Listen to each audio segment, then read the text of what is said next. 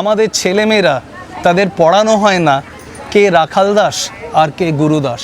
আপনি খেয়াল করলে দেখবেন রাধানাথ সিকদার পৃথিবীর উচ্চতম এভারেস্ট, সেটাও হাইট মানে উচ্চতা ক্যালকুলেট করে বের করেছিলেন একজন বাঙালি।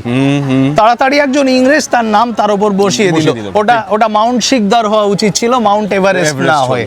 প্রত্যেকটা জায়গায় বাঙালির হাতের ছাপ আছে। শম্ভুনাথ দে কলেরার ওষুধ আবিষ্কার, উপেন্দ্রনাথ ব্রহ্মচারী ইউরিয়াস্টিবামিন মানে কালাজ্বরের ওষুধ আবিষ্কার। প্রত্যেকটা জিনিস তোমরা শুধু সুভাষ মুখোপাধ্যায় দুর্গার কথা বলো, কারণ তিনি আত্মহত্যা করেছিলেন। একদম ডকুমেন্টেড। একের পর এক বাঙালি অবহেলিত হয়েছেন বিশ্বের দরবারে। তাই যদি তাদের কথা একটু তুলে ধরা যেত, যদি তাদের কথা একটু জানা যেত, তাহলে তোমরা সবাই নিজেই বাঙালিবাদী হয়ে যেতে।